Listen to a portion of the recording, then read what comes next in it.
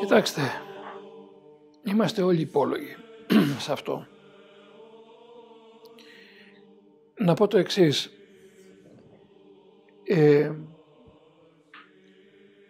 Ο τρόπος που μεγαλώσαμε, έτσι, και η δική μου γενιά, όχι η δική σας, από τη δική μου αρχίζω, ήταν μια γενιά, πώς θα το πω, ήταν ένας τρόπος υπερβολικής αυτοπροσήλωσης, έτσι. Δηλαδή, ξαναγυρίζω στο θέμα εγώ της φιλαυτίας, η οποία έγινε καταστατική στα χρόνια μας, αυτό είναι το σημαντικό. Ενώ τα χρόνια μετά το 60. Δηλαδή, κατά κάποιο τρόπο έγιναν αναξιόπιστες όλες οι πηγές του νοήματος που είναι έξω μας.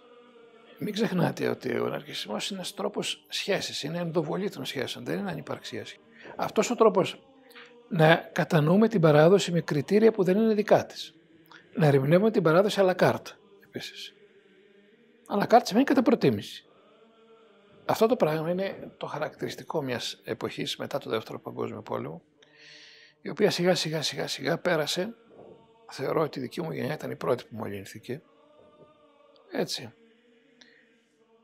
Εντάξει, κοιτάξτε να περνάτε καλά. Έτσι.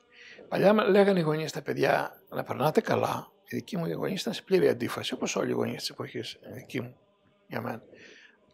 Την κατάλαβα από πολύ μικρό παιδάκι και τα έλεγα στον πατέρα μου, πώς γίνεται να περνάω καλά και να μου λες γίνω και χρήσιμος άνθρωπος στην κοινωνία. Χρήσιμος άνθρωπος στην κοινωνία το λέγανε η πρόπροηγούμενη γενιά. Είσαι χρήσιμος άνθρωπος. Τώρα ήταν χρήσιμος άνθρωπος να περνάς καλά. 2 λεπτά. Και μετά βλέπουμε ανεβαίνει το Πασόκ στη δεκαετία του 80 και όλοι περνάγαν καλά και χρήσιμοι κάνουν ότι ήταν και έγινε τελικά αυτό που έλεγε κάποιος υπουργός, μαζί τα φάγαμε. Δεν είναι, κάποιοι φάγαν το βόδι, δώσαν και μπριζόλα όμως στο φτωχό. Μαζί τα φάγαμε, δεν το ομολογούσαν ότι κάνανε και ξαφνικά οι ορίζοντες θόλωσαν τελείως, έτσι. Τι σημαίνει, περνάω καλά ή γίνομαι χρήσιμος να περάσει και ο άλλος καλά, με τον ίδιο τρόπο περνάω εγώ καλά. Αυτά όλα εγώ τα δούλεψα και επιστημονικά στο βιβλίο μου, διαστοχαστικά εννοώ, στο βιβλίο μου για την γέννηση του ολοκληρωτισμού. Και πηγαίνοντας προς τα πίσω, ψάχνοντας να βρω πώς άρχισε αυτό το πράγμα στην εταιρικότητα. Κατέληξα στο ότι άρχισε στον διαμάχια το φυσικό δίκαιο ήδη πριν το διαφωτισμό, ήδη από το 17ο αιώνα. Μεταξύ του Γκρότιους και του Χόμπς, όπου ουσιαστικά τίθεται με έναν νέο τρόπο η έννοια της φύσεως, τη φύση των όντων, έτσι, η οποία σιγά, για λόγους που αφορούν την πορεία που πορεύτηκε ο θωμισμός, η κατανόηση του Θωμά του Ακινάτη στο Μεσαίωνα, που χώρισε ουσιαστικά τη φύση από τη χάρη, τα αποσύνδεση. Στα νεότερα χρόνια, στον 20ο αιώνα, προσπάθησαν να τα συνδέσουν ξανά οι Γάλλοι θεολόγοι, κ. Ντανιελού κλπ. Ο Ντιολιμπάκ. Λοιπόν, αλλά δεν ξέρω αν πετεύχθη ποτέ αυτό. Τέλος πάντων, η φύση άρχισε σιγά να έχει ένα νόημα, μια αυτοαξία από μόνη της. Σας είπα αυτό και οφορείται σε συγκεκριμένες ερμηνείες του Ακινάτη, που πούμε και ονόματα και να κάνουμε ένα θεολογικό σεμινάριο σε κάποια άλλη στιγμή. Άλλωστε στα βιβλία μου τα διατρέχω αυτά τα κείμενα. Λοιπόν, και ξαφνικά έρχεται το θέμα του αυτή η φύση υπαγορεύει κάτι σε όλους, να το πω έτσι απλά, το οποίο πρέπει όλοι μας να το αποδεχθούμε, επειδή, εντάξει, το Θεό δεν τον ακούμε πια και πολύ, ξέρουμε δεν ξέρουμε, είναι αλήθεια ο Χριστός δεν είναι και λοιπά, ασκήσει αμφιβολίες, δεν είναι. Είναι αλήθεια η Αποκάλυψη δεν είναι και λοιπά, εντάξει. Η φύση όμως είναι κάτι που το έχω, το κουβαλάω πάνω, είμαι εγώ. Η φύση λοιπόν αυτή των όντων και του κόσμου που είναι μέσα μου, υπαγορεύει αλήθεια σε μένα και στα πράγματα. Έχει και μια ηθική να μου δώσει. Ότι αυτό θα λέγε ναι. Εντάξει. Ή αυτό το οποίο μετράει είναι τρόποντινά η ατομική μου οικείωση αυτής της φύσης. Επομένως η επαλήθευσή της, αλλά μέσα στην ατομικότητα. Καταλάβατε. Δηλαδή αυτή η σύγκρουση μεταξύ γενικής και ατομικής φύσης για μένα είναι καταλυτική, γιατί κορυφώθηκε ουσιαστικά στο διαφωτισμό. Και παρέμεινε το μεγάλο άλυτο πρόβλημα μέχρι σήμερα. του δυτικού κόσμου. Καταλάβατε πόσο βάθος έχουν αυτά, μου λέτε τι να κάνουν οι θεολόγοι. Οι θεολόγοι είναι υπόλογοι και αυτοί σε μια συγκεκριμένη αγωγή την οποία έχουν δεχθεί και η οποία έχει τεράστιες ρίζες. Μην ξεχνάμε ότι και εδώ παρά την Ορθοδοξία κλπ. Έγιναν και μετακενώσεις των δογμάτων. Πάντα υπήρχε μια διαπίδηση ιδεών και μια διείσδυση αμοιβαία κλπ. Λοιπόν, όλο αυτό το πράγμα στη θεωρία του κράτους, ας μην πω λεπτομέρειες, αλλά και στη θεωρία του πολιτισμού, αλλά και στην ατομικότητα, κατέληξε σε συγκεκριμένες στάσεις ζωής, οι οποίες ουσιαστικά απέληξαν στο να ενισχυθεί σε μεγάλο βαθμό αυτός ο τύπος που περιγράφω εδώ στο βιβλίο, ο τύπος της εσωτερικότητας. Δεν είναι απλά ο ατομικισμός. Ψέξτε. Έτσι. Σε ψυχολογικό επίπεδο είναι ο ορκισισμός, είπα, αλλά είναι η εσωτερικότητα, η εσωστρέφεια, ως ένας τρόπος να κατανοώ τον κόσμο. Να σας δώσω ένα παράδειγμα για να καταλάβετε τι εννοώ από το βιβλίο αυτό. Ένα παράδειγμα από τα πολλά χαρακτηριστικά που έχει αυτός ο τύπος της εσωτερικότητας. Ένα παράδειγμα. Η κοινωνία με το απόλυτο στον τύπο αυτό γίνεται μέσω του στοχασμού. Σκέπτομαι άρα υπάρχω. Έτσι. Λοιπόν, σχέση εαυτού φύσης, κατοχή της φύσης από τον εαυτό. Καταλάβατε. Ναι, φύση, ναι, υπαγορεύει, αλλά εγώ την κατέχω και εγώ την καθημερινώ τελικά. Υπερβατική ενότητα μέσα στον εαυτό. Λοιπόν, μυθοντολογία του εαυτού. Μυθική οντολογία του εαυτού. Ιδιωτική γλώσσα, να ακούσουμε τον Wittgenstein, έτσι. Ενδοϊποστατική ενέργεια, κοινωνία μέσα στον εαυτό, το αυτοαναφορικό υποκείμενο.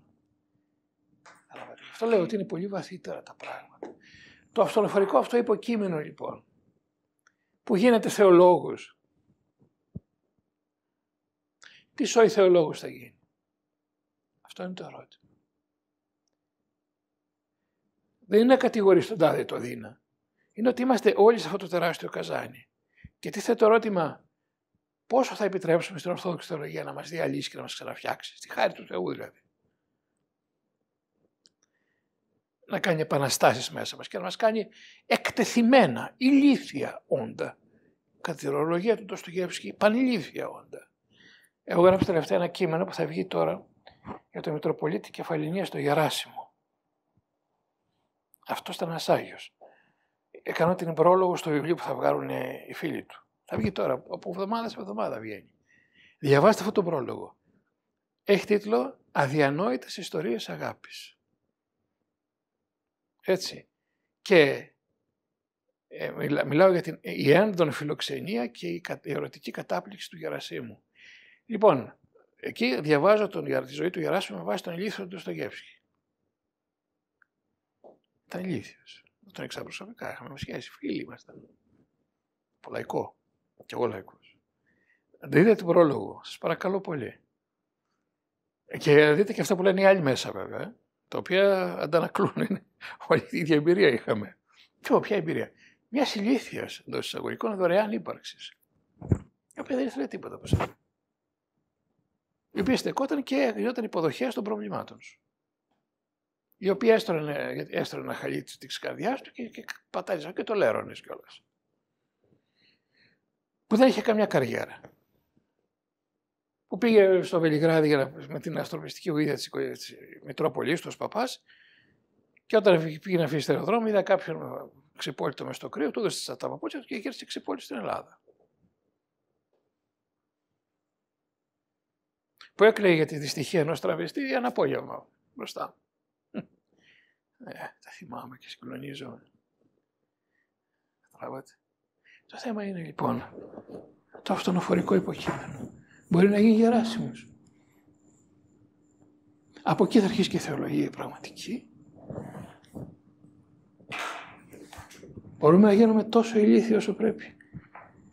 Με στην τρομακτική μας ευφυΐα που δημιουργεί και τρομακτική θωράκιση ταυτόχρονα. Έχω γνωρίσει πάρα πολλούς και μεγάλους θεολόγους σε όλο τον πλανήτη. Και πάντα μου έκανε εντύπωση σαν άνθρωποι που μιλούσαν με μεγάλη ευλωτία για την ετερότητα και για τη σχέση και για αυτά και ήταν τόσο αυτονόητα κλεισμένοι στον εαυτό τους, που συνέτριβαν ανθρώπους γύρω όσο το καταλαβαίνουν. Και αλλήμον να τολμούσε να διαφωνήσει μαζί τους. Ο Θεός επιτρέπει να διαφωνείς μαζί του. Κάθε μέρα διαφωνείς μαζί του. Με όλα αυτά που κάνεις. Και σε δέχεται. Εμείς όχι. Επιτρέπουμε κανένα να διαφωνήσει. Λοιπόν, το πρόβλημα είναι, ας τελειώσουμε έτσι, πώς θα γίνουμε ηλίθιοι, ή με την έννοια του Ντοστογεύσκη, ή την έννοια του Γερασίμου, του Μακαριστού Επισκόπου Κηφαδινίας, που ευτυχώς πέθανε. Ήταν αρχιερέας μιας άλλης εκκλησίας. Δεν μπορώ να φανταστώ στη Σύνοδο. Δεν μπορώ να φανταστώ να κάνει το δεσπότη αυτόν τον άνθρωπο. Γιατί είχε υπερβολικά οριμάσει για κάτι τέτοιο. Απαντώ στο ερώτημά σας λοιπόν όσο μπορώ καλύτερα. Αυτό είναι όλο το θέμα. Εάν καταφέρουμε και δούμε τη θεολογία έτσι, αλλά το έλεγε, είναι τρέλα και το έγραφε. Είναι η αγκαλιά, λέει, η ελευθεριά. Είναι η τρέλα αυτή η απίθανη, αν το ρώταγες. Καταλάβατε. Αλλά ήταν ανυπεράσπιστος τελείως. Δεν υπήρχε τρόπος. Δεν ήταν, πώς θα σου το πω, παντελώς ευάλωτος. Και ξαφνικά έρχονταν η Χάρις και τον έκανε ένα πανίσχυρο, το οποίο έλεγε τι είναι εδώ. Πού τη βρίσκει αυτή η δύναμη. Ο κατάνθρωπος δεν κρατάει τίποτα για τον εαυτό του. Αυτό είναι. Αυτό όμως είναι το μυστήριο του μέλλοντος αιώνος και είναι αυτό που κάποια μέρα η ανθρωπότητα μετά τις πυρηνικές καταστροφές δεν μπορέσει να τις αποφύγει στο τέλος. Ας ελπίσουμε σε έκταση τέτοια που να επιτρέπεται η ζωή στον πλανήτη και νομίζω ότι θα το επιτρέψει αυτό ο Θεός. Αυτά θα αναζητήσει και τότε θα φανεί και το τι ακριβώς είναι η θεολογία. Έτσι. Και σε τι μας χρειάζεται.